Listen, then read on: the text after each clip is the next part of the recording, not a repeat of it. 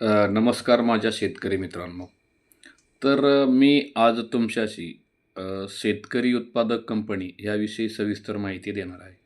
तर यामध्ये एक गोष्ट मला सांगायची आहे, की आज मी शेती उद्योग आणि शेतकऱ्याचं जे भविष्य आहे, त्याच्या निगडीत एक महत्त्वाचा विचार मांडणार आहे. मित्रांनो, एक गोष्ट लक्षात ठेवायची, की आपल्याला ग्राहकाची गरज ही उद्योगातून कशी ओळखायची? किंवा उद्योगाचं एखादं उदाहरण द्यायचं झालं तर मी एक सांगतो. लक्षात ठेवा, सर्वात एक सोपं उदाहरण मी सांगतो पाण्याच्या. जी आत्ता बाटली आपण बिसलरी जी फेमस ब्रँड आहे त्याबद्दल बोलूया. आपल्या भारतात पृथ्वी तलावर एकूण 75% पाणी आहे. पाणी हे सध्या मुबलक प्रमाणात आपल्याला मिळतंय. तरी पण एका माणसाने संकल्पना मांडली, ते पाणी बाटली बंद केलं आणि आज ते पाणी ₹20 लिटरने विकतोय. जे की ही संकल्पना कोणालाही मान्य नव्हती. ज्यावेळेस त्याचा विचार आला, तेव्हा त्याचे मित्र, इतर लोकं त्याच्यावर हसत होती. पण त्याने ती गोष्ट आज साकार करून आपण पाहतोय. बाटली बंद पाण्याच्या उद्योगामध्ये अनेक ब्रँड आज तयार झालेत आणि कोटी रुपयांनी त्यांची उलाढाल आज आहे. म्हणजे जर एक माणूस जी गोष्ट मुबलक प्रमाणात उपलब्ध आहे, पृथ्वीवर पाणी उपलब्ध आहे, ती गोष्ट माणूस विकू शकतो. तर आपला शेतीमाल तर नक्कीच पाण्याइतका मुबलक नाही आहे आणि पाण्याइतका स्वस्त नाही आहे, की ज्या शेतीमालाला आपल्याला भाव नाही किंवा आपण तो विकू शकत नाही. तर मला एक गोष्ट असं सांगायची आहे, की आपल्या शेतीमध्ये संधी नाही आहे का? शेतीत संधी आहे का नाही? निश्चितच, निश्चितच संधी आहे. तर मला एक विशेषतः सांगायचं आहे, की महाराष्ट्रामध्ये आपल्या शेतीमध्ये कांद्याचं पीक मुबलक प्रमाणात म्हणजे उत्पन्न होतंय. आपलं डाळिंब त्यामध्ये मुबलक प्रमाणात उपलब्ध होतंय. त्यानंतर संत्रा आहे, केळी आहे, टोमॅटोत पण आपला महाराष्ट्र आघाडीवर आहे.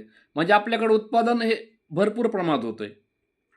तरी शेतकरी मग मागं काय? या समस्येवर आपल्याला काय सांगता येईल किंवा याच्यावर उपाययोजना काय आहे? किंवा ही समस्या जी आहे, ती आपल्या शेतीत नाही आहे. तर ही समस्या जी आहे, ती आपली व्यवस्था, ह्या व्यवस्थेमध्ये ही समस्या आहे. तर मी त्याचे 3 मुख्य कारणं सांगू इच्छितो, की शेतकरी एकत्र येत नाही आहेत. विक्रीची संघटित व्यवस्था शेतकऱ्याकडे नाही आहे आणि जो शेतकरी पिकवतो ते विकू शकत नाही आहे आणि जे विकायला पाहिजे तो शेतकरी पिकवत नाही आहे. तर मला एक गोष्ट आणखी सांगायची, की जो काही आपला शेतीमाल आहे, या शेतीमालाला एक्सपोर्टची मोठी संधी आपल्याकडे आहे. म्हणजे भारतातून आपण जगभरात कुठे पण माल जर शेतीमाल पाठवू शकतो, त्याला संधी पण आहे. त्याचं एक उदाहरण द्यायचं झालं, आपल्या भारतातून जो काही आंबा एक्सपोर्ट होतो, तर एक्सपोर्टपैकी 75% आंबा हा आपल्या महाराष्ट्रातून एक्सपोर्ट होतो. कारण जो भाजीपाला एक्सपोर्ट होतो भारतातून बाहेर जगामध्ये, तर तो भाजीपाल्याचं प्रमाण पण महाराष्ट्रातला त्यात 40% वाटा आहे, की 40% भाजीपाला हा एक्सपोर्ट होण्यासाठी महाराष्ट्रातून तयार होतोय. दुसरी गोष्ट आपण सांगू, की जे प्रक्रिया तयार करून केलेला माल आहे, जसं की टोमॅटोपासून जेली, जॅम्स, केचप, शेतमाल प्रक्रियेवर शेतमाल प्रक्रिया त्याच्यावर जो काही तयार होणार आहे, डाळ, तेल, इतर गोष्टी प्रक्रिया केलेला शेतकऱ्याचा माल, तो 50% माल हा महाराष्ट्रातून जातोय. तर हे एक्सपोर्ट आहे, पण शेतकरी त्यात नाही. तर त्याचं कारण काय असेल बरं? कारण शेतकरी एकटा एक्सपोर्ट करू शकत नाही. शेतकरी आपला माल जहाजाने परदेशात पाठवू शकत नाही. शेतकरी आपला माल हा रेल्वेने म्हणा, विमानाने म्हणा, बाहेर देशात एक्सपोर्ट करू शकत नाही. शेतकऱ्याकडे ते नॉलेज नाही आहे. तर मला आणखी एक याबाबत दुसरी गोष्ट सांगायची, की आपण भारतात राहतो. आज भारत जगात लोकसंख्येत नंबर 1 देश झाला आहे. तरी समस्या आहे का संधी आहे? तर माझ्या मते तर निश्चितच ही संधी आहे. कारण जर आपण विचार केला तर प्रत्येक माणसाला दिवसातून 3 वेळा अन्न लागतं. पण ते अन्न शेतकरीच पिकवतो. त्याच्यामुळं आपला ग्राहक हा आसपासच आहे. त्याच्यामुळं आपल्या शेतीमालाला निश्चितच भाव आणि विक्री होते. शेतकरी मालाला ग्राहक आहे, पण आपल्याकडे ती त्यांना विकण्याची व्यवस्था नाही किंवा आपल्याला ते पिकतं ते विकता येत नाही. तर मला एक दुसरं आणखी उदाहरण द्यायचं झालं तर सांगतो, की महाराष्ट्राला शेतीच्या बाबतीत एक नैसर्गिक वरदान लाभलेलं आहे. ते एक उदाहरणावरून मी जर तुम्हाला सांगायचं झालं, तर आपलं जर भारतातलं राजस्थान राज्य पाहिलं, तिथं आपली शेतीतली सगळी पिकं होत नाही. तिथं भाजीपाला होत नाही, ऊस होत नाही किंवा ठराविक पिकं होतात. तिथलं वातावरण तिथं पोषक नाही आहे. दुसरं आणखी एक उदाहरण राज्याचं द्यायचं झालं तर काश्मीरमध्ये सफरचंद होतील, केशर होतील किंवा ठराविक प्रमाणात पिके.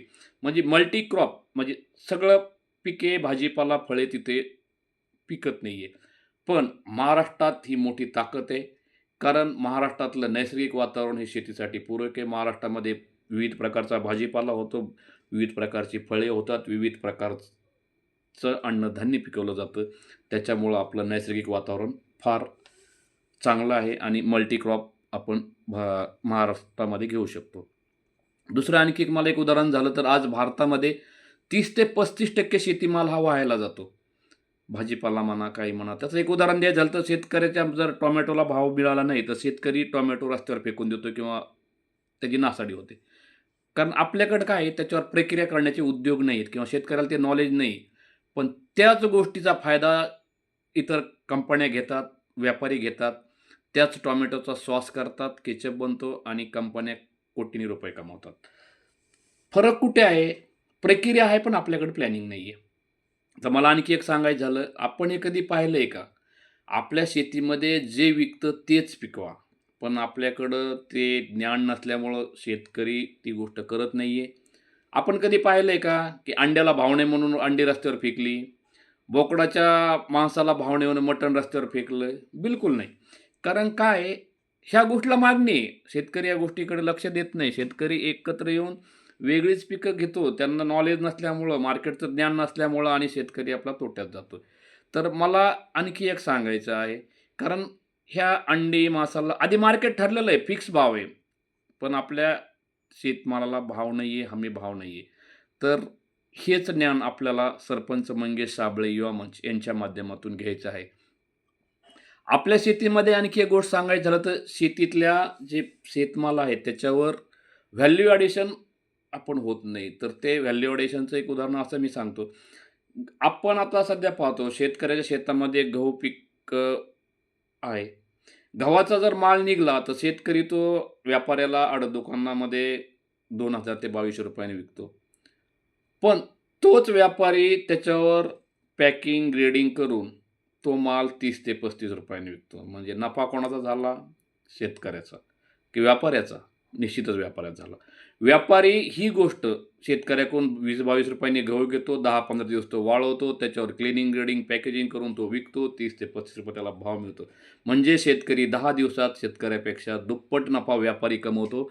कारण शेतकऱ्याला हे नॉलेज नाही आहे. शेतकरी ती गोष्ट करू शकत नाही एकटा. यासाठी आपल्याला माध्यम आहे शेतकरी उत्पादक कंपनी.